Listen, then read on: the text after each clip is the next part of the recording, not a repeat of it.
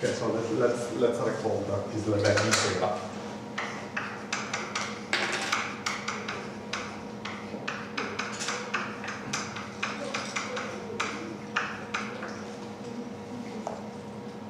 So far we have, wait a minute, is the pin point?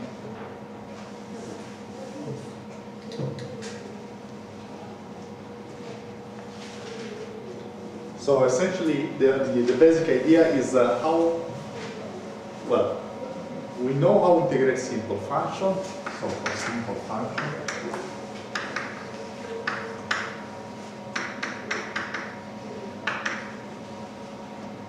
with bounded support, let's say.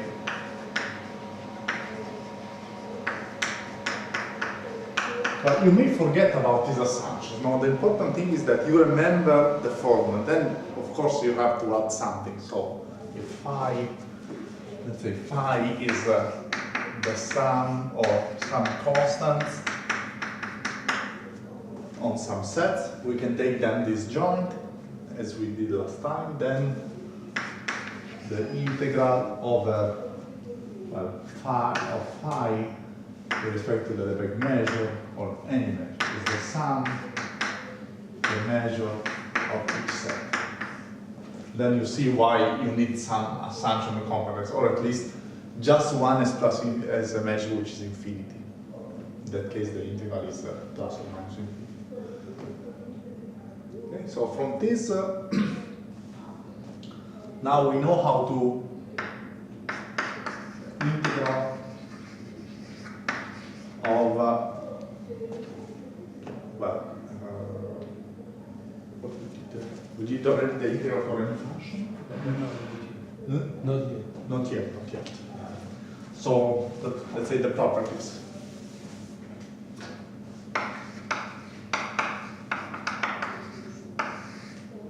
So for simple function, we have that essentially the integral phi max to the integral of phi is linear. And then it's also monotone.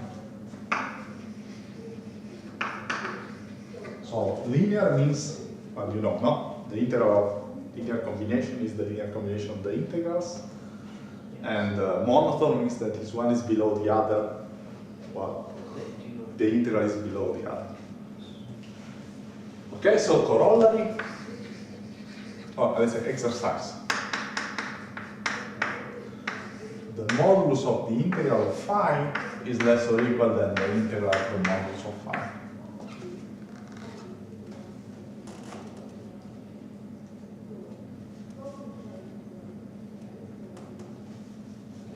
How to do that?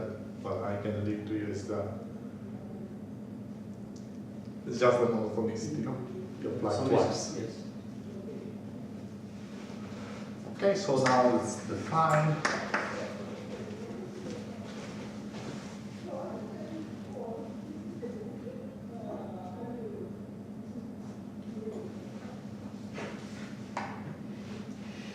The integral of f. So f is a, let's say, a measurable function with respect to the Lebesgue, and then we need something in order to avoid to have this plus infinity minus infinity properties. So being in L0, it means that, well, I have some problem in the approximation, because what I want to use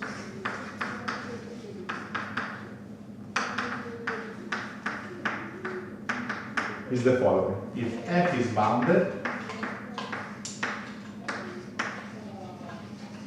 actually we don't need this one, then there exists phi psi, then for all epsilon there is phi psi, such that phi epsilon less or equal than f psi epsilon, and psi epsilon minus phi epsilon less than epsilon.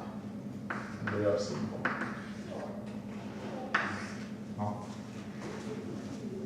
You remember, we use this several times in order to simplify, for example, to prove the losing theorem.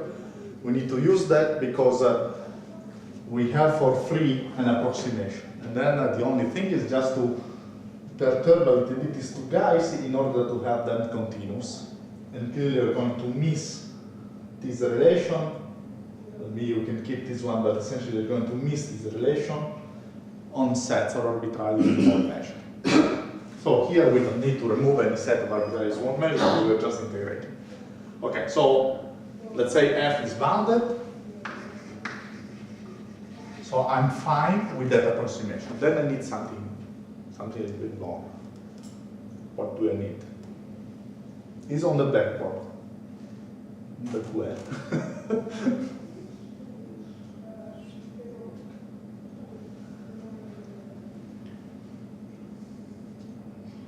The boundedness. Because here you don't say that they support is bounded. So let's say I have as bounded support.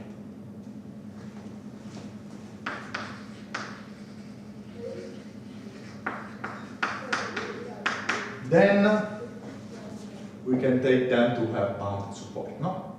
Just outside the support you define them to be 0. Okay, so now, so I want you to reach the definition. Well, actually the definition is already in the, like for the Riemann integral, I just replace these two. So does anybody of you, I know it's Monday morning, because at 9 in the morning you don't like to integrate. So what you are going to define? I want to define what is the integral of f. Is the sum? Sup, yes. So for the, this is the sup of what?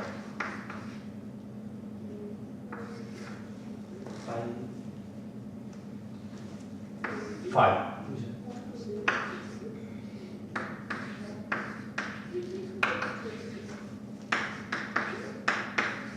And then the inf is of psi.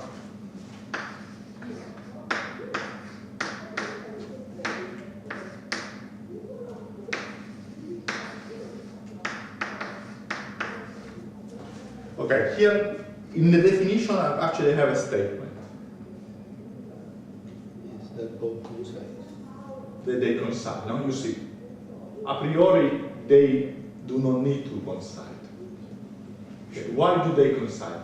You should mean the infimum of the integral of psi, or just the infimum of psi. Yeah, this is more. Okay, why do they coincide?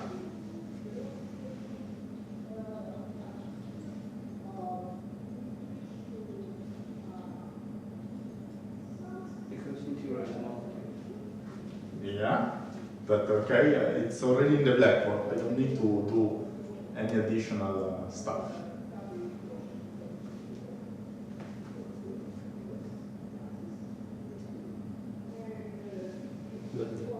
Yeah, it's monotone. When do you use that it is monotone? To have one free inequality. The one inequality is for free, and then to have the equality is just what the past. One inequality is for free. So, for example, is it true that phi is less or equal than psi? That certainly is true, no? Yes. So certainly I have the inequality for free. So let me put it here. The inf less or equal than the sup is for free. And why do they coincide? The sup is smaller than No, the inf is less. no, for Oh, psi is bigger. Psi big. Yeah. Yeah, because phi, so just look at the inequality. Phi is less or equal than f, less or equal than psi. And since I have the monotonicity, that is whole. So why do I have the equality? It's on the blackboard. But where?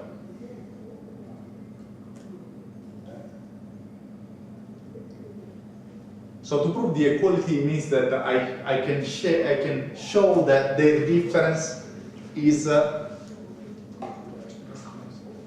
No, you're right. This is a mistake.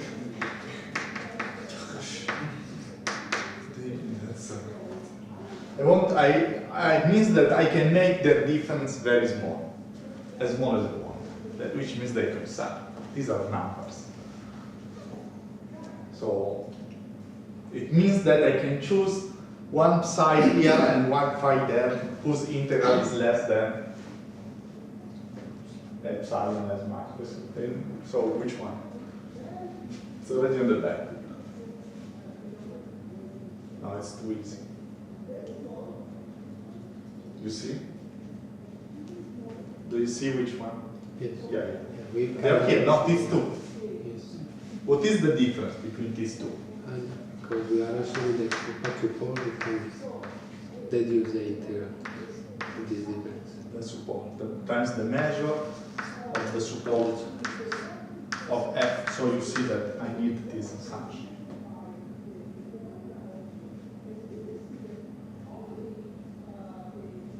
Okay? What is it? Well, the definition has inside you can put in the definition. It's not, it's already there. Okay, so far so good.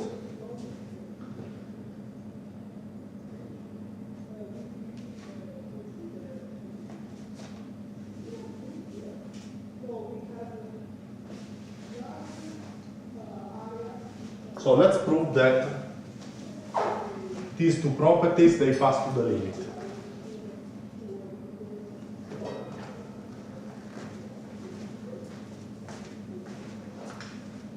I will do that. Do this here.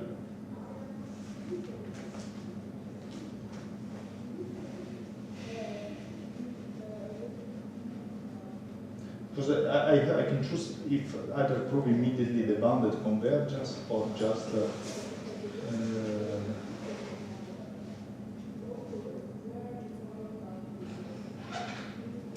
okay, let's state that's You remember the sign greater equals phi simple and greater equals to phi.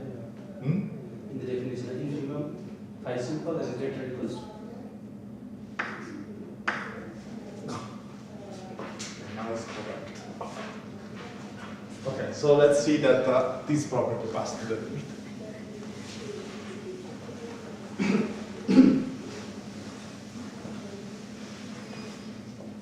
Okay, so let's start the linearity.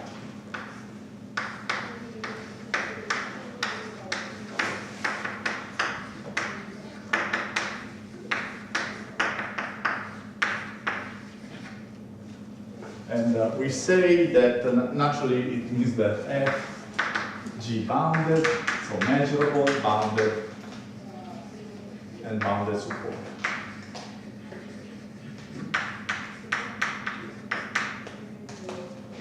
Okay. So how to do that? Okay, these are I can answer.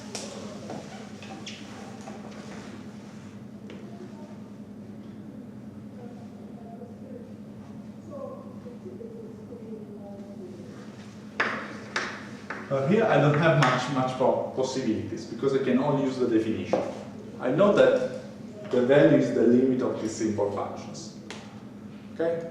So in order just to show that essentially I can, if I choose simple functions here, they approximate these two guys. Clearly the simple function, they approximate also this guy and their difference converge to 0, then that is the value. So if you have two sequences here, one is growing and one is decreasing, and their value converges, then it is the value of the integral, no? So let's say phi n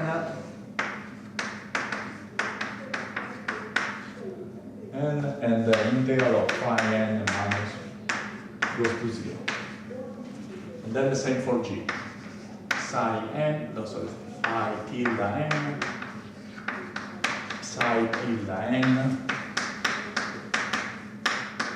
this tends to 0. Okay?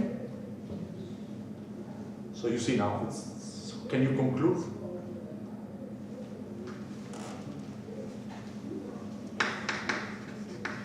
Can you conclude?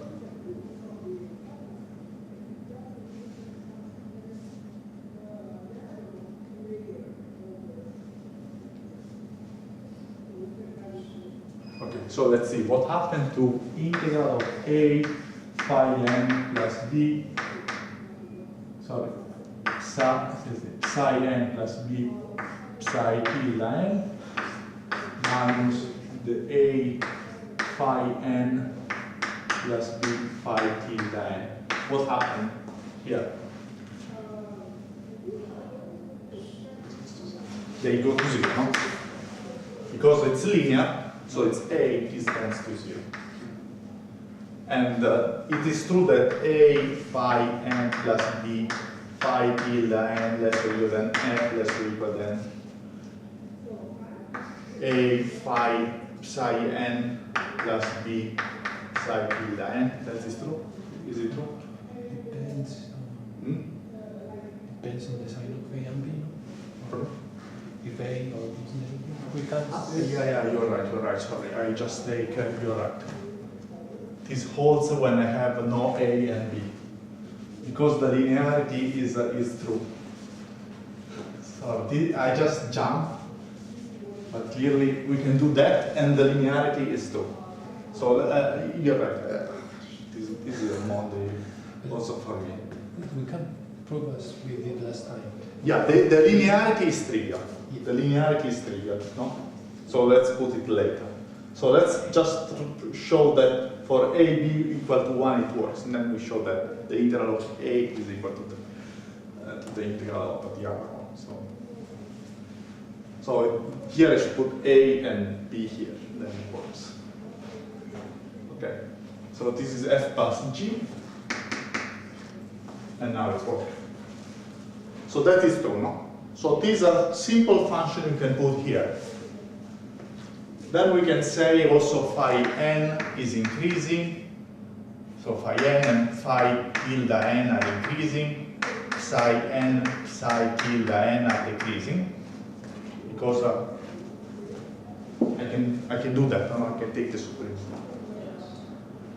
So what I have certainly that the integral of phi n plus phi tilde n is increasing.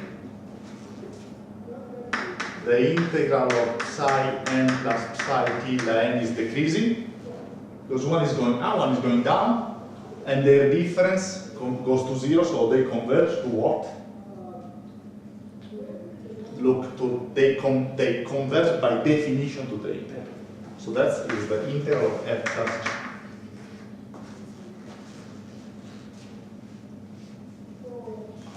On the other hand, this guy converges to what?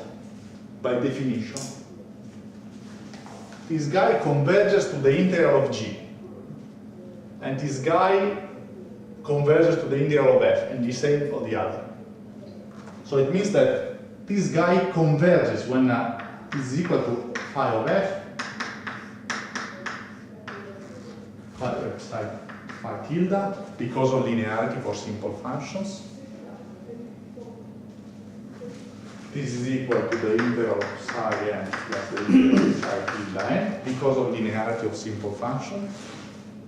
And they converge to the integral of f plus the integral of g, and also this guy here.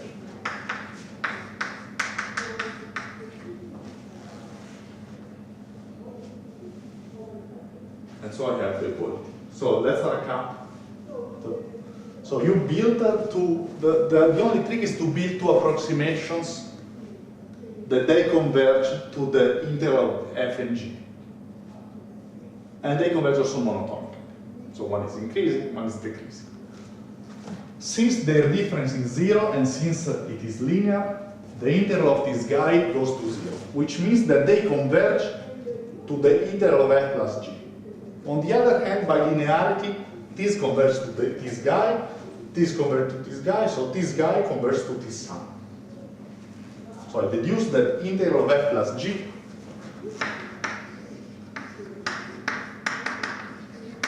integral of f plus integral of g. Okay? And now I'm asking if you see how to prove the last part, which is okay, we need to show that f integral of a integral of f. Because once you have this guy, we have from this third property, E integral of AF plus BG is the integral of AF plus integral of BG. Then you can get out the A. Okay, so how to prove it? This is an exercise. But I want to hear from you if you get.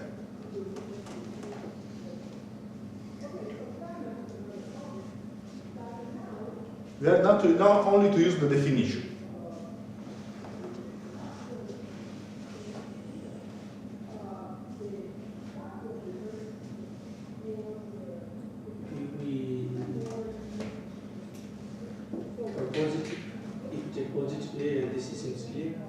Yeah. For negative, you change the.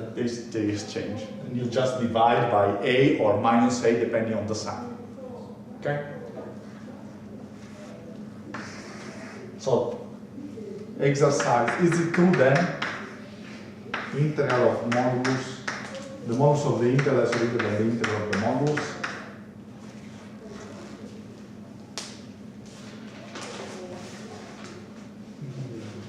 Well, it is the monotonicity order, no? First we prove monotonicity, and it's already here. If f is less or equal than g, then we know that the supremum is the integral of f is less or equal than the supremum when phi is less or equal than g, because it's a larger set. Okay? This is monotonicity. So essentially we have the property that passes to the limit. Okay, so let me cancel. And we keep just the statement. Integral of f. So f less or equal than g. Integral of f less or equal than integral of g. So, a remark.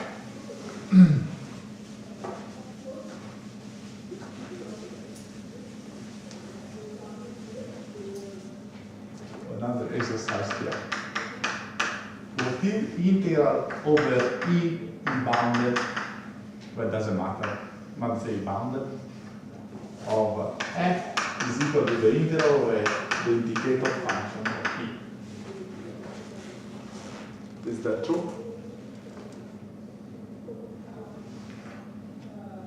You just need to use the definition.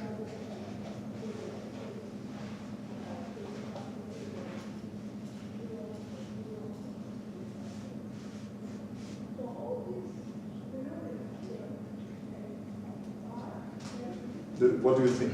Is it true or not? Just your feeling first.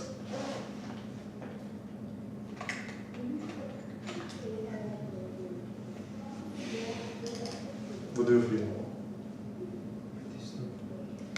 Yes, it must be. It must be true. It must be true because it's like saying that the measure of E is equal to the integral of the characteristic function of E. And you cannot renounce to that because it's the base of the integral, no? That's the base of the integration. And that just says that, okay, if you don't have a constant function, which is 1, I have something else where I just restrict, I put the function 0 outside and integrate in the whole space. And how to prove it? Just use the definition. So the integral of f on E, remember, is the integral over E of phi, which is by definition, is the integral of phi, or one of the exercise, phi times the indicator function. And vice versa, the integral of phi, the indicator function, is already phi times the indicator function. So it should be phi less than or equal than simple, we put phi times the indicator function. So actually, the two families, phi simple less or equal than f indicator function, or phi simple less or equal than f integrated over E is the same. Is exactly the same. Okay. So, another exercise, for example, f bounded but support, the measure of the support is classified. We don't know how to do it, to integrate now, so far, no?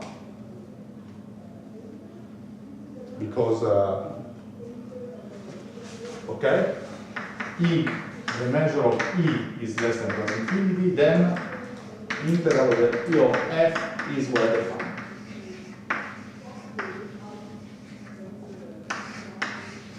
Is that true?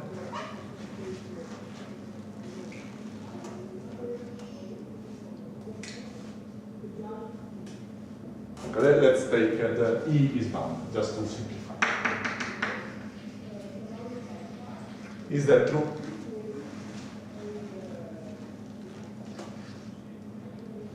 So far, I don't have the definition of the integral of f when f is has no bounded support, or actually the measure of the support is unbounded. But actually, from the previous exercise, I can give a meaning to the thing, no? Because I just say that the integral of this guy is the integral of this guy, and now I'm fine. Okay? So now the next theorem is the fundamental theorem of everything. So the answer is yes or no? So this, yeah, it is well defined or not? Yes. So you can give a definition which is meaningful and it works or not? Or the same definition that you give here, does it work or not? Yeah, it works simply because of this observation. Then there it means that when I'm integrating, I never get plus minus infinity. Plus infinity minus infinity.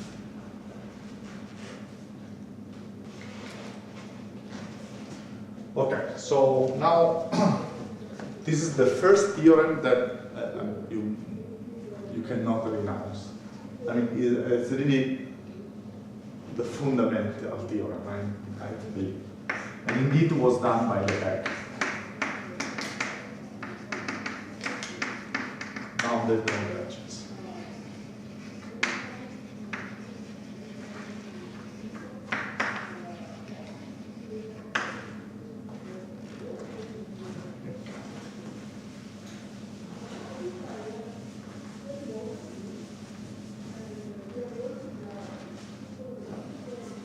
So we start with the same thing. So f, fn, and f are bounded, so they are measurable, bounded, and okay, since we have already, let's say, the support of fn, f, the support of f, okay, are bounded. We're going to remove these assumptions to something better. Then,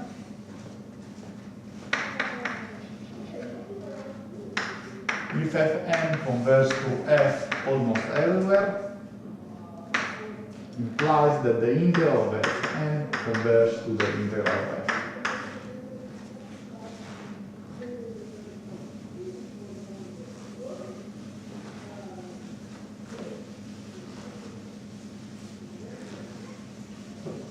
Does anybody of you remember some convergence convergent theorem for the Riemann integral? Basically, there is only one. Which is the strong one, no? The uniform convergence. For the Riemann integral, you can only prove you can only use the uniform convergence. Why? Because of this construction of a step function, you take the sup and the inf. And actually, the sup of the infinite interval, you have to control them, and where very well is not exactly almost uniform convergence, but in some sense, you have control on the whole interval, the sup and the inf in smaller intervals. This means that if I give you epsilon, they at some point they are inside the strip of epsilon around the identity function. So let's make a drawing, you understand. So if fn is converging, so I want that the Riemann integral converges. The Riemann integral is constructed where I do some splitting here, and I take the sup and the inf. So for this f is like something like this. I'm integrating along this path. So one is the input, one is the soup. And essentially, I want to be sure that the approximation of the Riemann integral of this guy, at some point they enter inside the approximation of this guy. If they stay out, the Riemann integral gives different values. But being inside, you see what I really built here is something which is very close to a uniform convergence. Because if you say that this guy is epsilon, and it is uniform, then essentially it's a strip of size epsilon around your limit. So essentially I'm saying that from some n, they live inside the strip.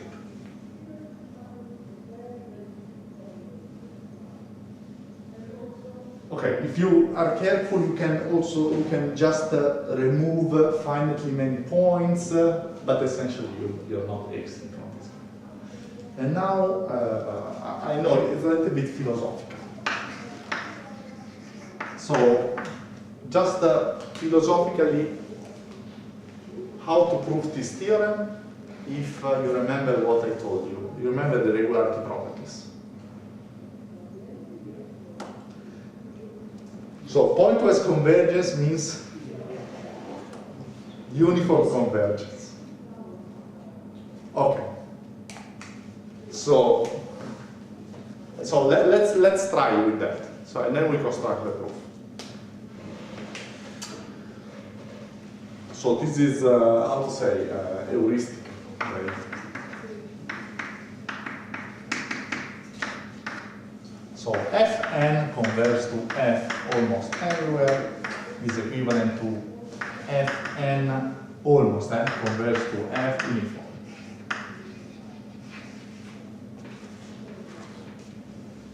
Then, so this means that for all epsilon there exists n such that, let's say, the norm of the soup over x of the f x minus f n x is less than epsilon. This is the uniform convergence. So now let's compute what is the integral of f n minus f.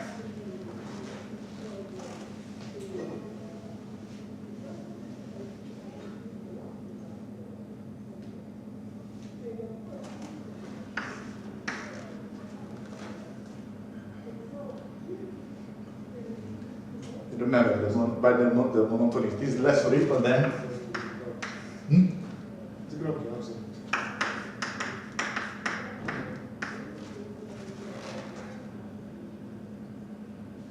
this guy is less ripple than monotonicity again.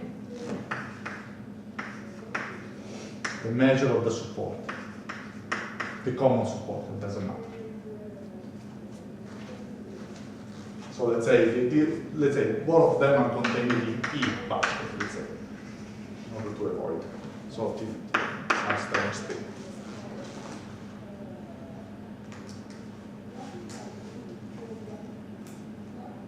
Okay? Perfect. And now, once we know how to do it for using if in the regularity principle was exact, the regularity just says that this guy is okay up to removing something small. So now let's do the proof.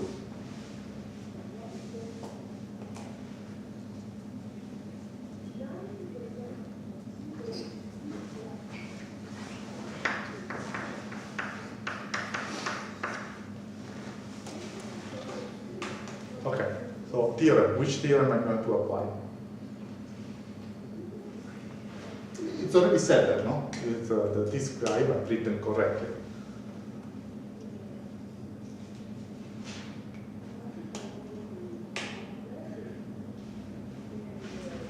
Can you use the definition of integral, the infinite, this, or is not necessary?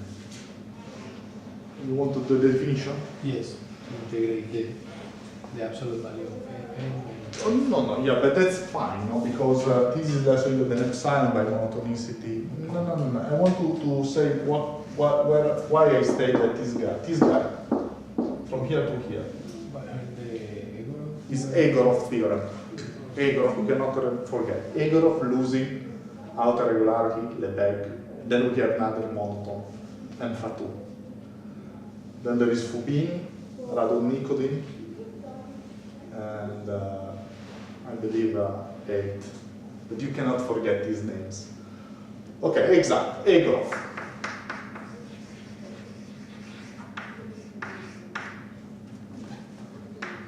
Let's repeat Egorov.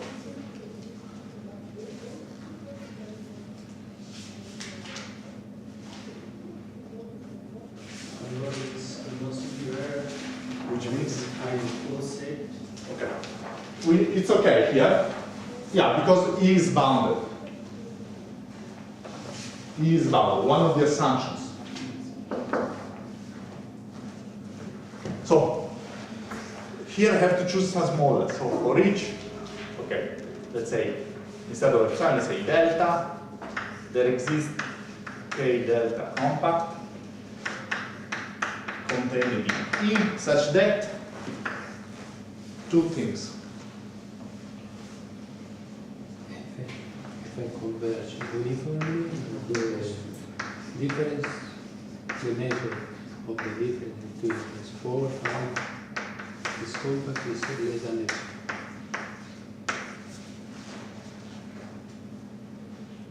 It's okay for everybody?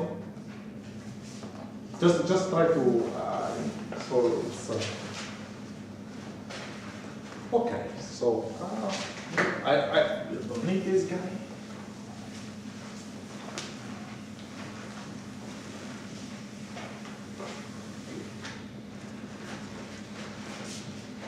Very well. Now let's write out this difference.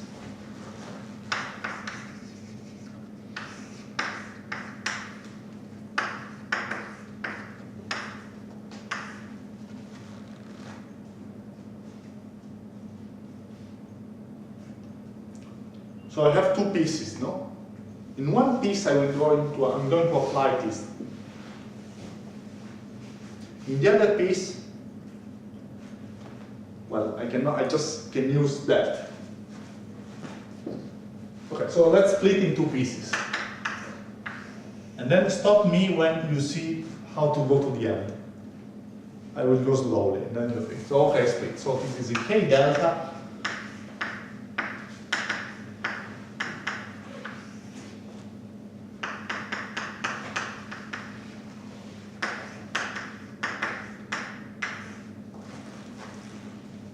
Next step?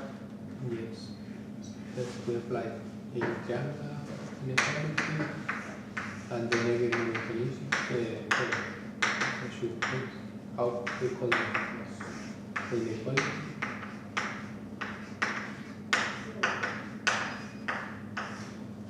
Next step. The inequality, we put the absolute value.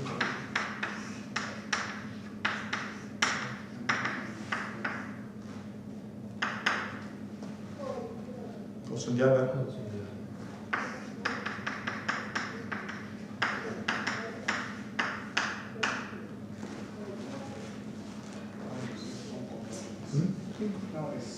Okay, yes, so if I take this one is okay for the uniform, this one converges to 0 as n tends to plus infinity. So I just remember this means that when I take the limb sup here, I can get something which is 0. On the other hand, that must be 0 because the difference is, oh well, not 0, but it's less than times the support of the difference. so this guy is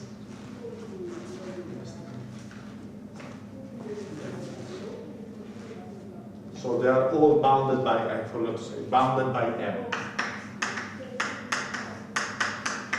They're uniformly bounded.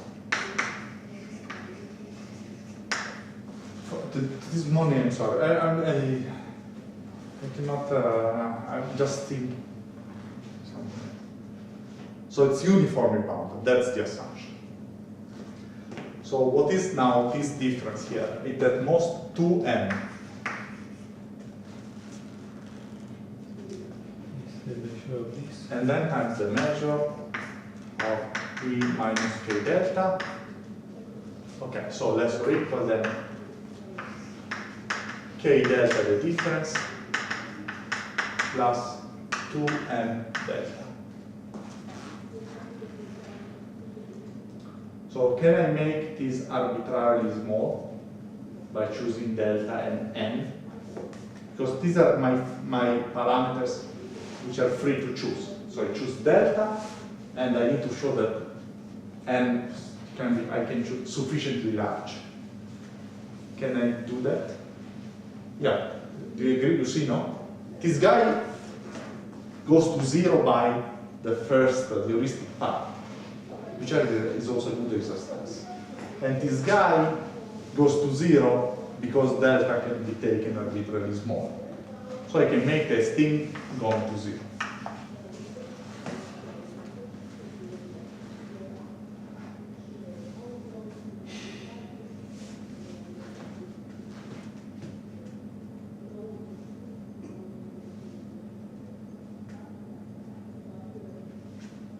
Okay. So now let's do some exercise here, just for fun.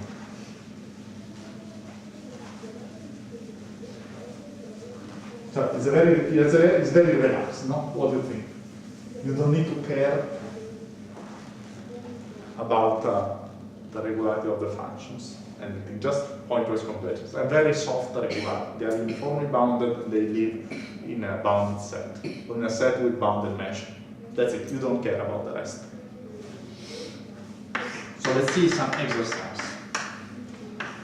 M of E equal to 0, then integral of f over E is equal to 0. Very easy.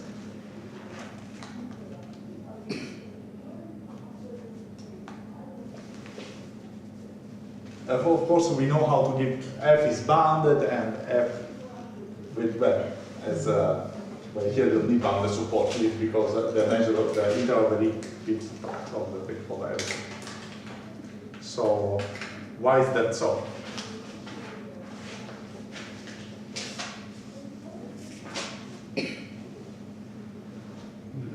Indicator functions, definitions there as indicator functions. Times the indicator function and then Okay. we can use just the definition also, no? For the integral of any phi simple is 0 over E, which means that the integral of f over E is 0.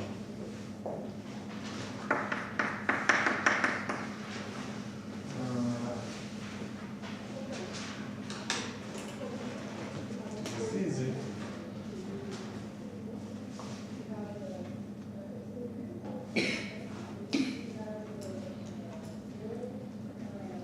This one. F equal to G M almost everywhere. Then integral of F is equal to the integral of G.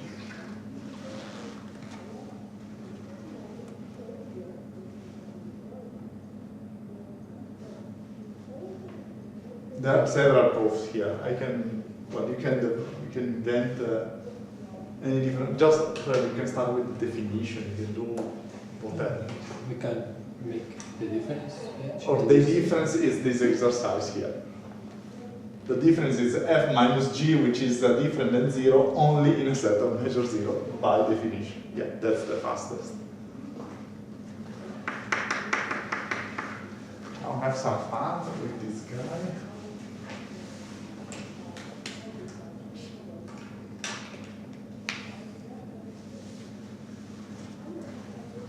Okay.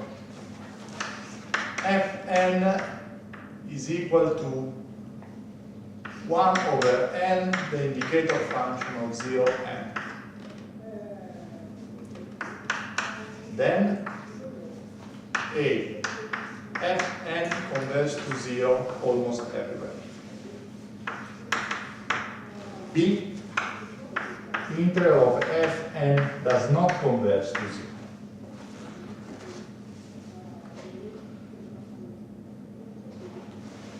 see which assumption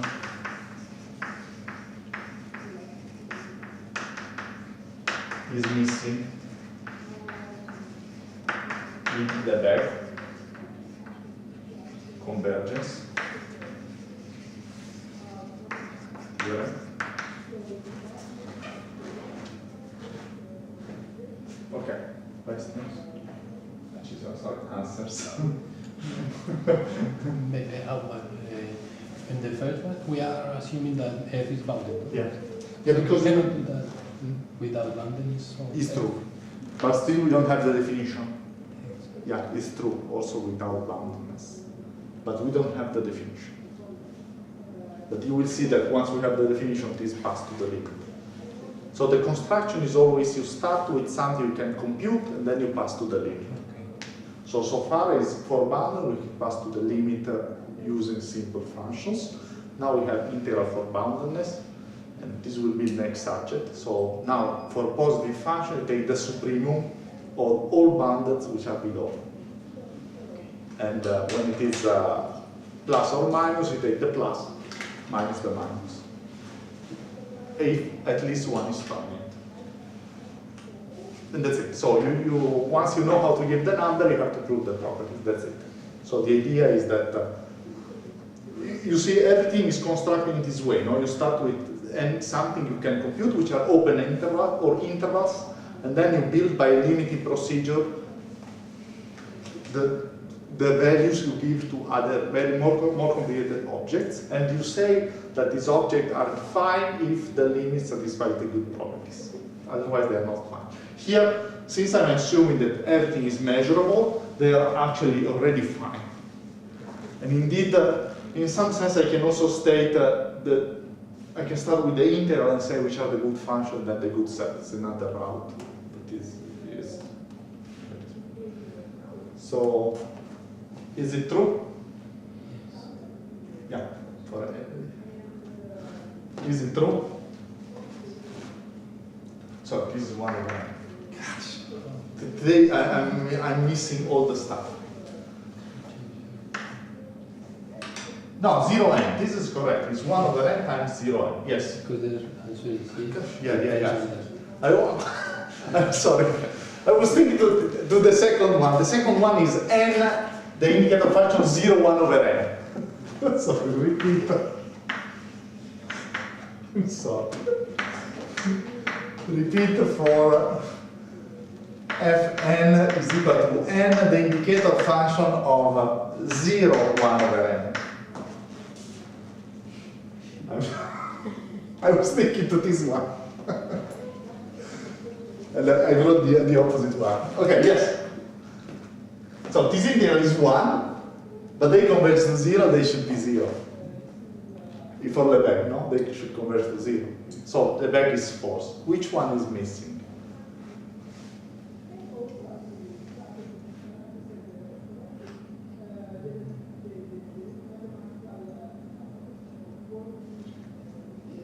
The support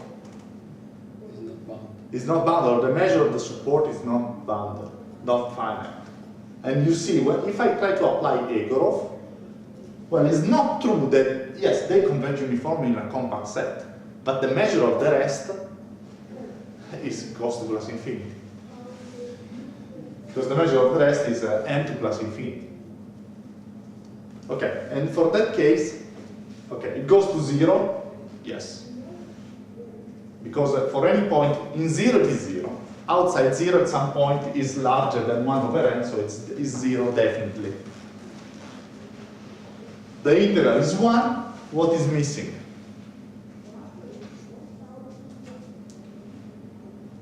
They are not uniformly bounded.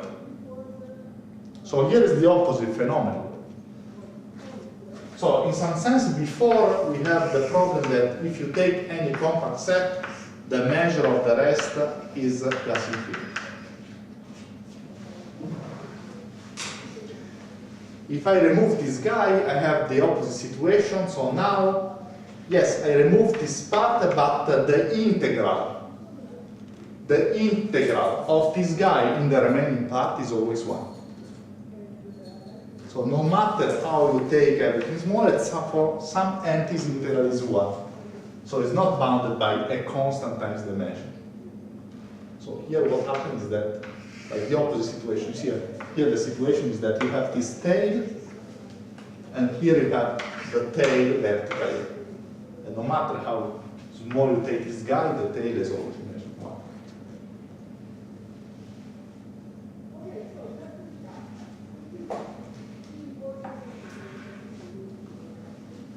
So that is sharp. But after 100 here, it would be some hypothesis to be removed, they would have done it. There were some hypotheses to remove. So last exercise. F greater or equal than 0, and let's say the integral. Okay, I can put it here, but doesn't matter, no? Then f is equal to 0 almost everywhere on E. So the E means just f multiplied by 1 or by the indicator function of E, and this is equivalent to f multiplied the indicator function of E is equal to 0 almost everywhere. Okay, why? F is bounded.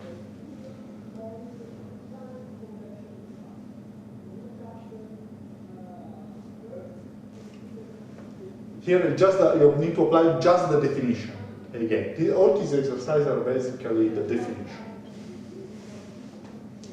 So if f is not 0 almost everywhere, there exists a level set greater than 0 whose measure is larger than 0. No? Or vice versa, if that holds any simple function approximated from below as integral 0. So this exercise solves that. Any phi I can take between 0 and f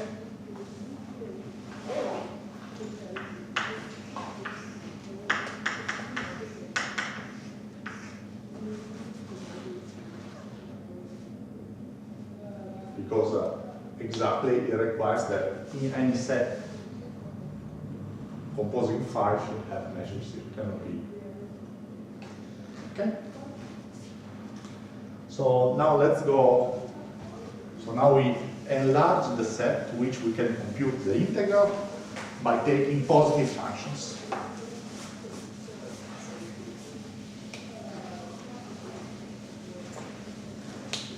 So I already said what is the definition, but let's go on. So the integral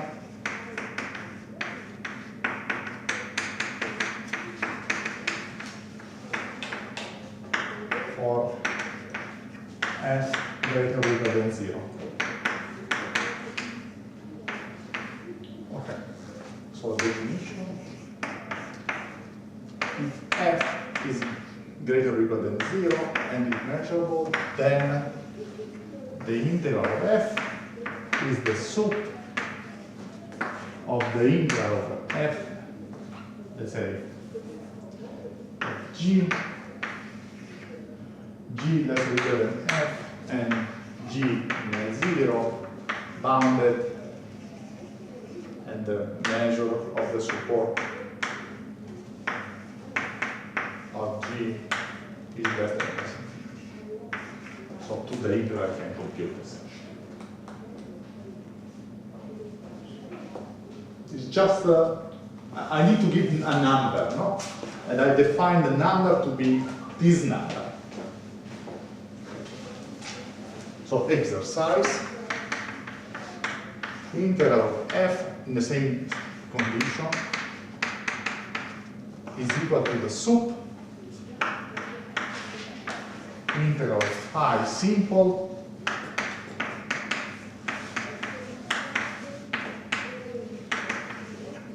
positive. Is that true?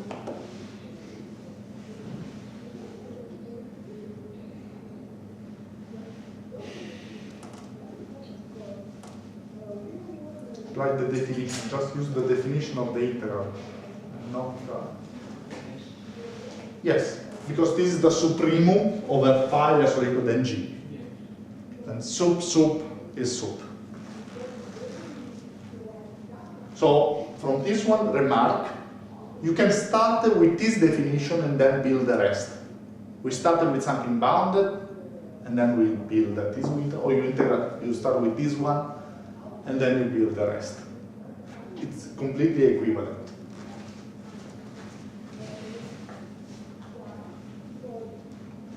Okay, now, fancy lemma. So now f is positive and measurable. Lambda is in R greater than 0. Then the measure of the set where f is larger or equal than lambda is less or equal than 1 over lambda, the integral of f. So here, remark, so this is the important remark. Here, integral of f is allowed. Before we know cannot be, because it must m times the measure of the support. But here I allow even plus infinity. But there is no problem, because everything is positive, so plus infinity is equal to plus infinity.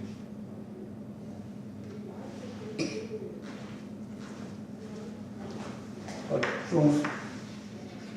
so let's have a drawing. So this is f.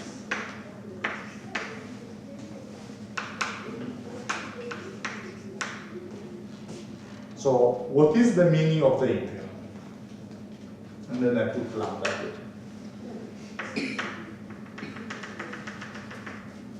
What is the meaning of the integral? The geometric meaning. Which is why I invented the integral, more or less. Area. Is here. Good.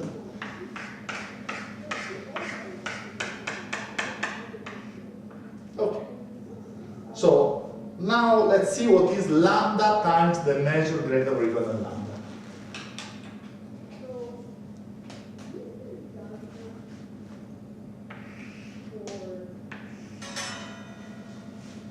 You see now? Is this the area of this rectangle? Okay. So clearly I have that lambda, the measure of f greater or equal than lambda, is less or equal than the total area.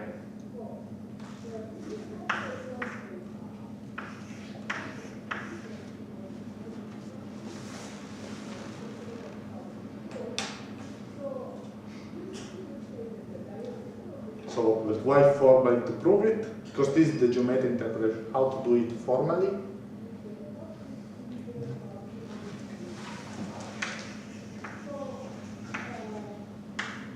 Lambda, the measure of f less or equal than lambda, is equal to what? Lambda times. Yeah, I'm integrating lambda, the indicator function of f greater or equal to 0. Okay. Now, If f is greater than. yeah, monotonicity. That's So this function is less or equal than f, because it is this drawing, no? Either 0 or it is f larger than lambda.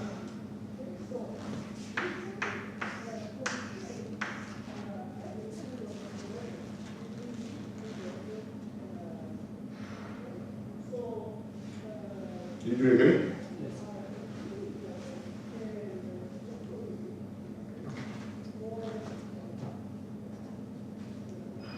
So let me add an exercise, which is not in text, but now came out to my mind.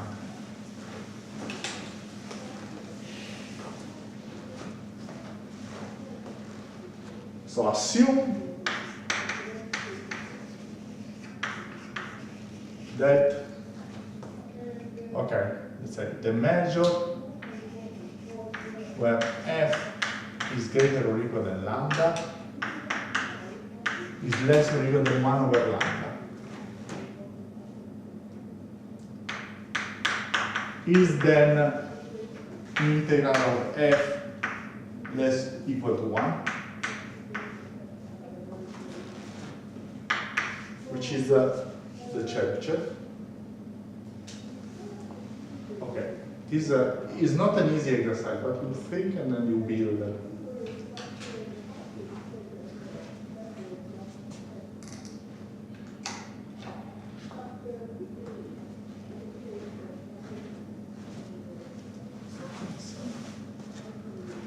So I want is the opposite. Is there an alter implication here or not?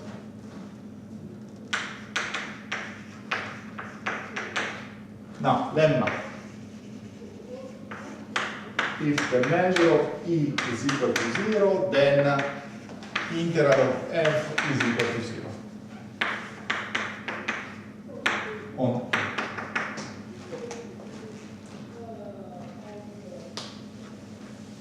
why is that so?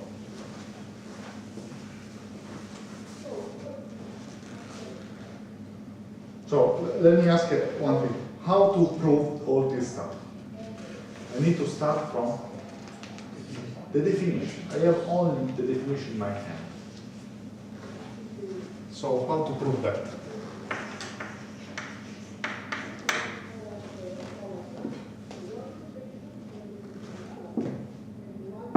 This guy is the integral of f, so the integral of E of f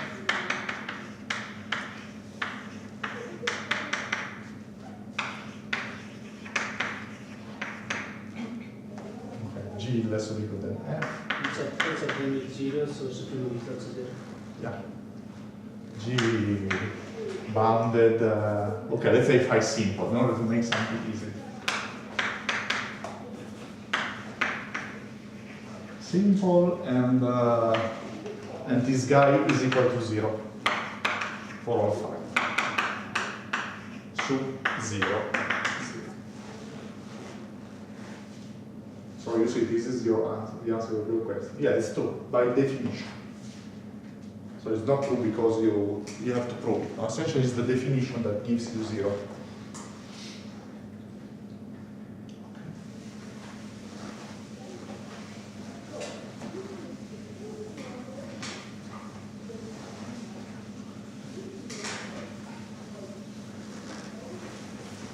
So second important.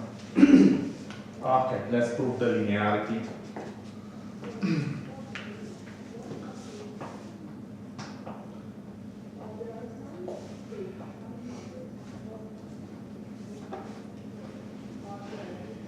don't know if to prove the linearity here or instead proving the monotone Fatu lemma.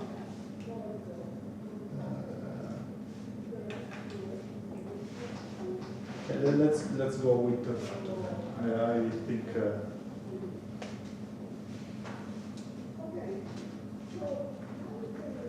so. Another lemma. This is just exercise. AB is joint.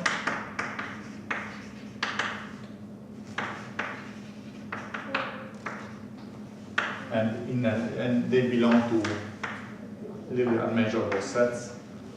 Then integral of A union B of f is equal to the integral of f over A plus the integral of B over B of f. Proof.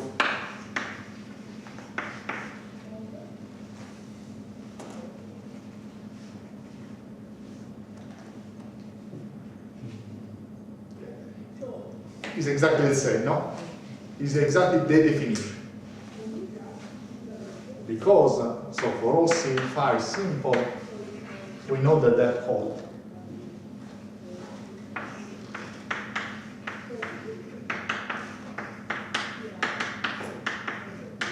Okay? Well, one has to be careful in any case, have to check, because sometimes it does not converge because you have some sets which, but here is nice. So now the supremum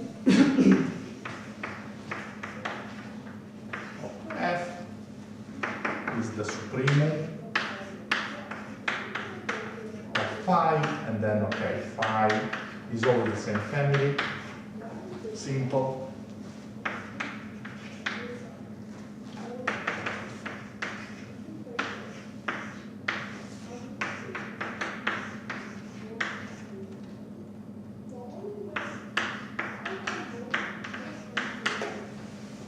Okay. Well, now, and Fi equals reach the supremum here. So here, for sure, I have this less or equal than the integral of A f plus B phi f by splitting. But actually, clearly, if phi, let's say phi 1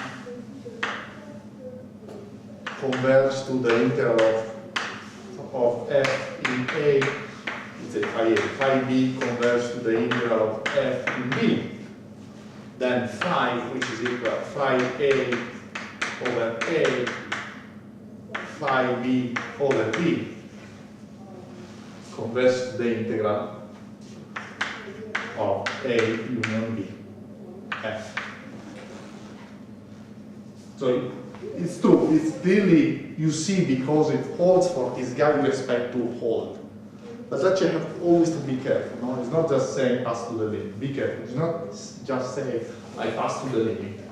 Because here there is a trick that the supremum of the sum is less or equal than the sum of the supremum, because maybe there is some cancellation. But turns out there is no cancellation, simply because I can choose a sequence which maximizes both. So, and now we start with another powerful result.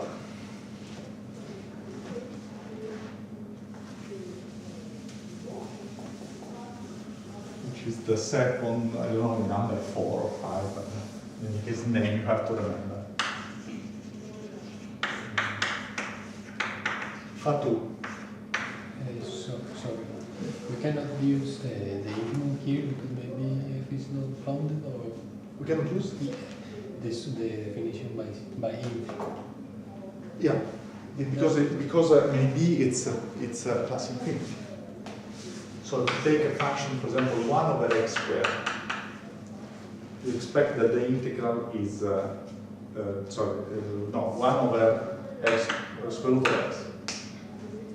The integral is 2 square root of x, so you're fine.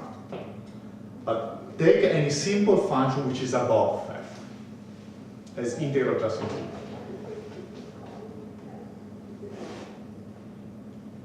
Because simple functions, they essentially are level sets. And then, so the finitely many. So one needs to be plus infinity. You cannot approximate from above with simple functions. But however, this is the area is finite. So essentially you imagine to fill up. So you think, I want to fill this area. So when I take the supremum, I'm filling from inside, no? When I take the infimum, I'm filling from outside. But the simple functions means that essentially you can choose finitely many, in this case, rectangles. And it's impossible, one of the rectangles should go to plus infinity, no? Because the function is unbound. And so its area is plus infinity.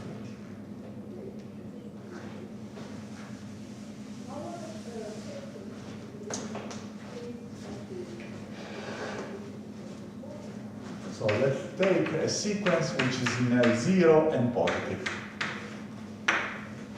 No other assumptions. Then the integral of the lim inf of fn is less or equal than the lim inf of the integral of f.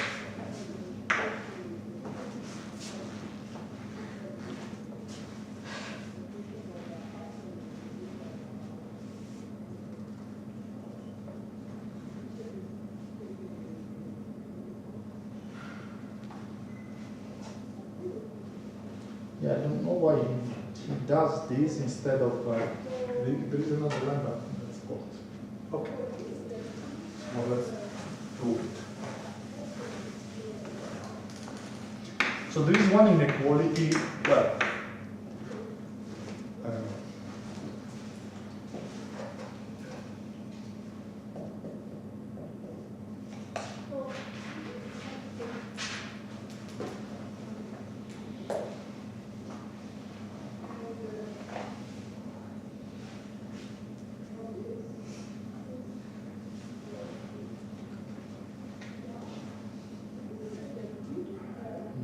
I think that let's put another theorem here. I prefer to do because I'm reading now the notes, but I don't like the way. So the second theorem I want to prove is the following: monotone convergence, which is sometimes called also Beppo-Levi. So here I have Fn greater or equal than 0, measurable, and Fn converge monotonically to F. Then, integral of Fn converge to the integral of F.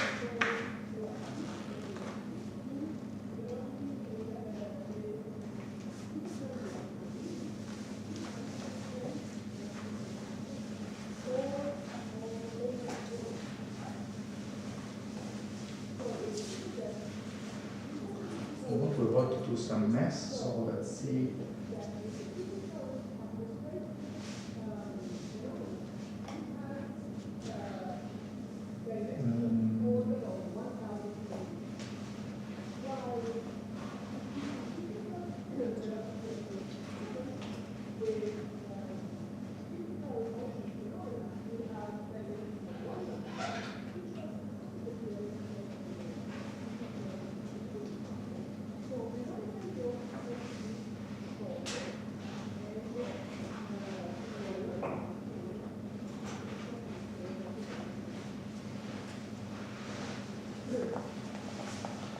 So let's prove. Let's prove the monotone convergence first. So there is one inequality which is same. So let's start by cancelling the cases which are not important.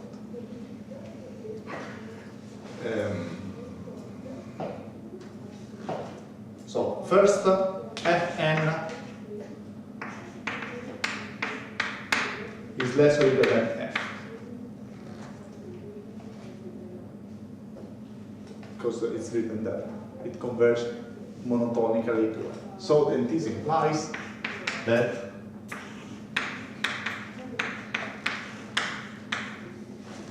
by monotonicity.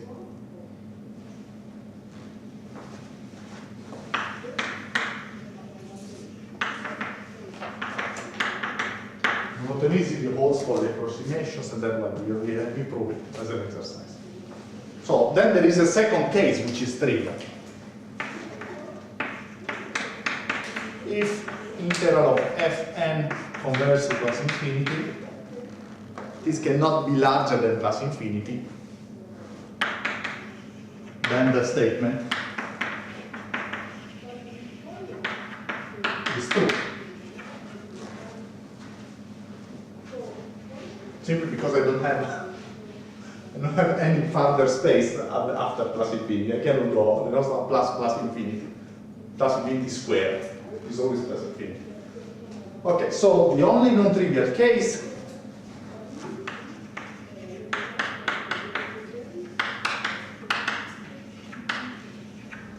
integral of Fn converge to some value c less than plus infinity. This is monotonically increasing because Fn is increasing by monotonicity. So this is the only non-trivial case. So what I have to prove now is essentially that if I take any function that I use to compute this integral, then their value goes above. So let me try to understand the reason now, to show the reason. So I give you F, and what is the value? This symbol means a value. What is this value? is the supremum with respect to simple function or bounded function, bounded support, whatever, which are below my f. Okay, so there exists, let's say, a simple function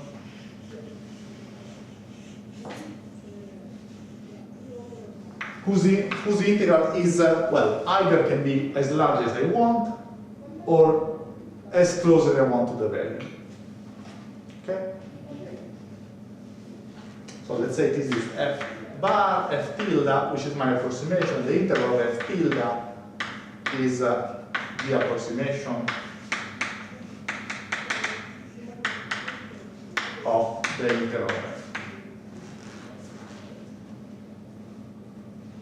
So now, can I take f tilde? Well, f tilde is bounded. Remember, f tilde is bounded. Bounded support. And so on.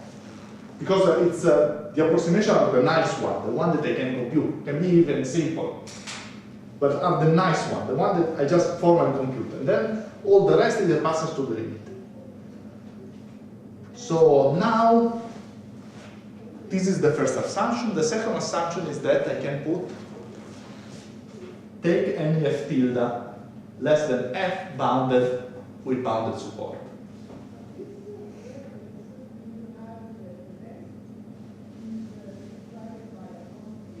Questions? Because once you do that, I have the answer to what I use now. So the difficulty is to reduce the statement to a case where I can use my previous results. No? So here I notice that first of all this integral is bounded, but actually if I take any bounded f with bounded support below f, and if I can prove, okay, non-trivial case, and let's say take f tilde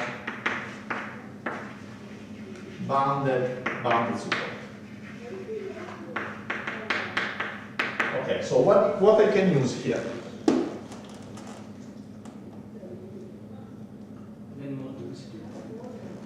Monotonicity, yes, but actually something.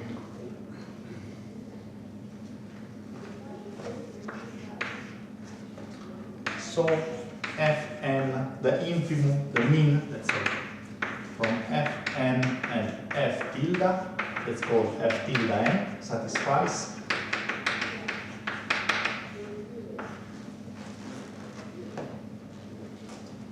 I know it's a little bit difficult, and so, no, it's not difficult. One has to enter into the line of reason. The reason is always you reduce to the case where it's easy. And here the easy case is this guy.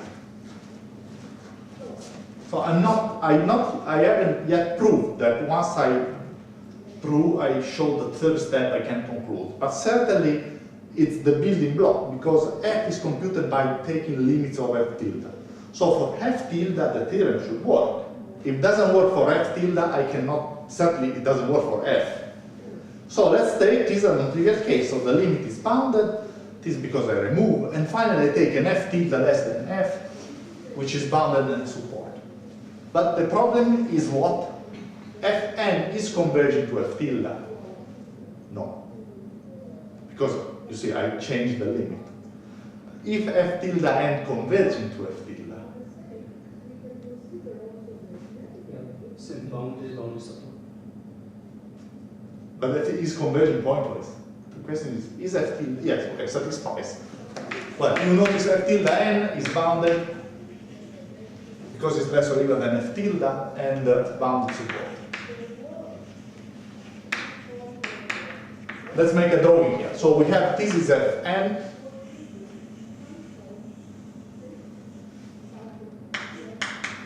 And this is F tilde n.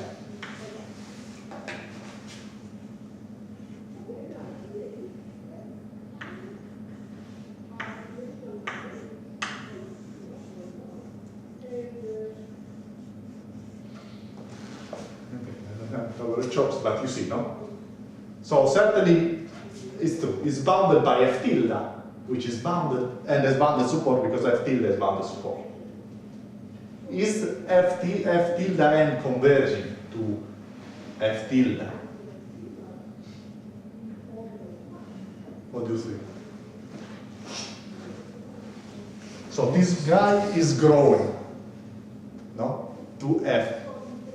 At some point he is larger than F tilde, and from that point on is equal to F tilde. Or if F, by chance F tilde is equal to F, it converges because of the assumption. First, points. So the result is that, now what I apply? What can I apply?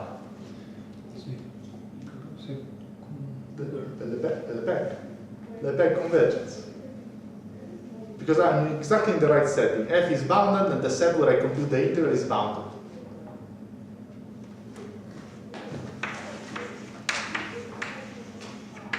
The back bounded convergence.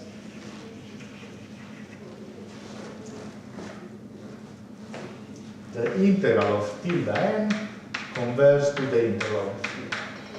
So I'm pretty fine now with the following observation. Okay, so there is still one piece. There is still one piece missing. Let's cancel. The first and the second is not covered. They are trivial cases, no?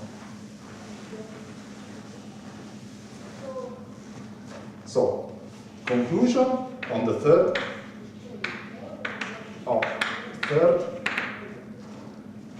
Integral of F tilde n is less or equal than the integral of Fn. That's true. Is that true? Just look at the term. F tilde n is below F tilde, no? Because F tilde n is below Fn, sorry. This converges to the integral of F tilde. So less or equal than the limit over n of the integral of Fn, because this converges to this limit. On the other hand, this guy converges to the integral of f. So if I conclude, I say that the integral of f is less or equal than the limit over n of the integral of Fn. So one inequality was trivial by monotonicity, the other is simply because by definition of integral of f, I need just to prove the statement for good, in a good setting.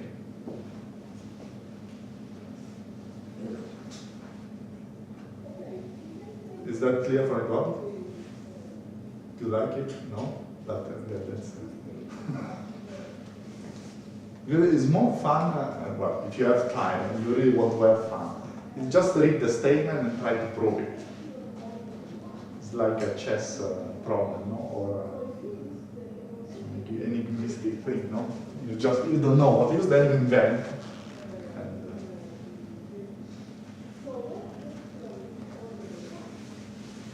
so finally, let's prove the Fatou lemma.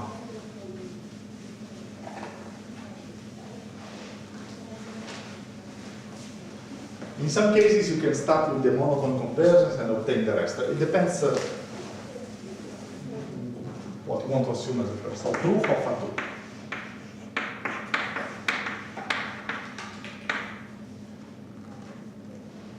Okay, so definition of limit.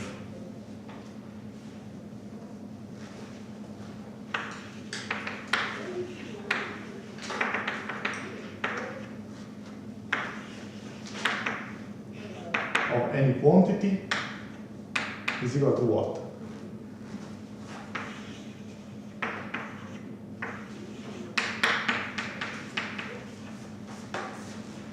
Okay?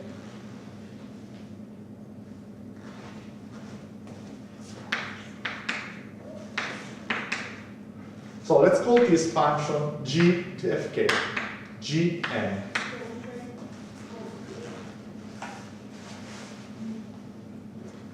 So what I have, Gn is less or equal than Fn. Is that true?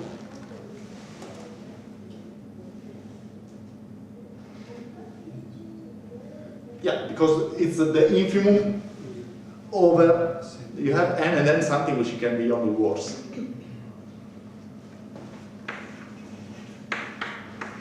Gn increases to some g, which is equal to the limit. Is the definition of limit. No? So what I conclude from here, this means that the integral of the limit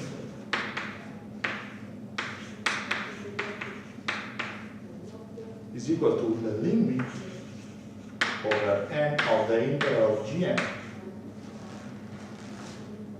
Because I said that Gn converges to G, and by monotonicity, this integral converges to that guy.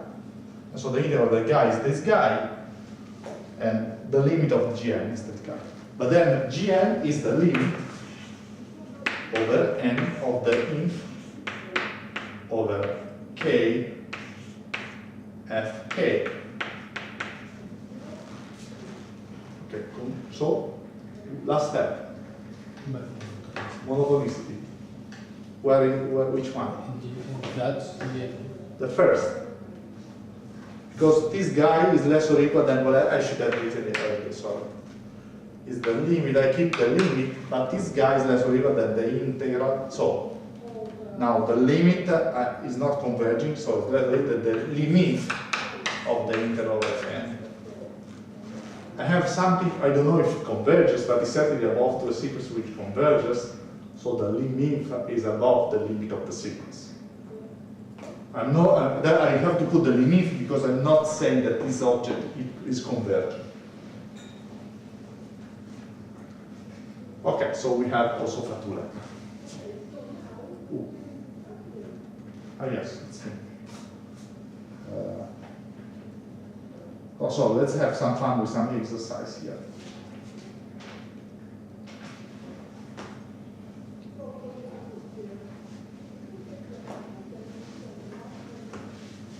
Or let's add just one definition. So far we have, okay, the exercises. Okay. Now some definition. So let's recall, F measurable means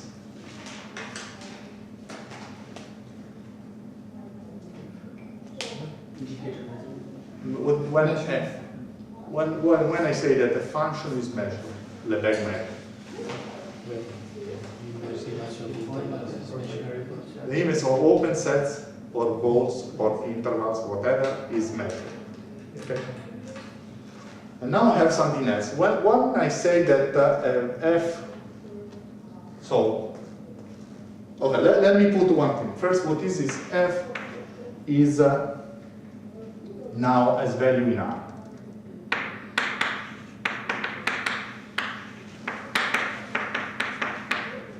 So I want to give a meaning of integral of F. So the meaning that I expect is the following. The positive part minus the negative part,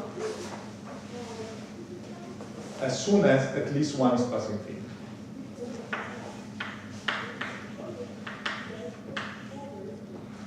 The mean F plus, F minus is less than plus infinity. Then I have no problem. In particular, I want to give the definition of a function such that that this integral is less than plus infinity. So which is equivalent to say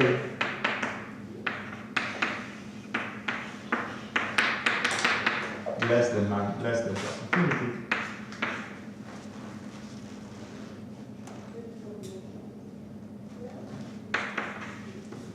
F is called integrable It just, I could call it Thomas, whatever I want. They said this is integral. It means.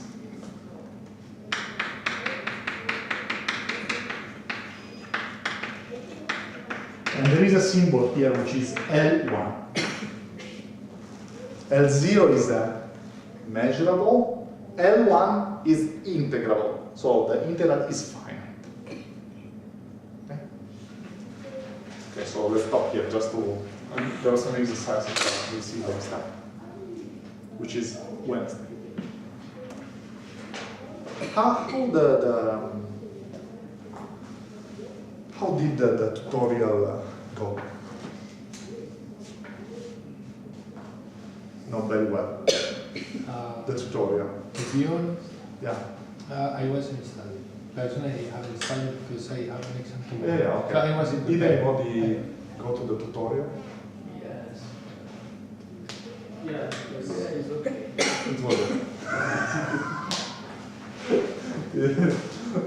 Yeah, the problem is he said that we have exams, two consecutive exams, and we are like opposite Yeah, exams. no, I understand. So No, I understand. I understand. It's just otherwise, I because they asked me to suggest somebody, and I just want. Usually they propose somebody, so I don't care. It's their responsibility. In this case, I felt a little bit responsible for the choice. So I just wonder if it was fine or. Usually they are better than me in explaining. Okay, so see you Wednesday. Please take care of it. Okay, I'm done.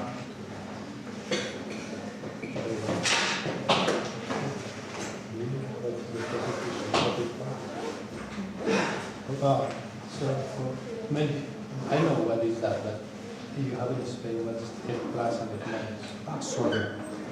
Did anybody know what does it mean F plus and then minus? positive part. The positive, no. So F plus is equal to the mean, sorry, the max, F and 0. And the F minus, actually you remember you change sign. It's the negative part. So is the max of minus F0. Because you like to have something positive. But yeah, that's the thing. So I'm sorry.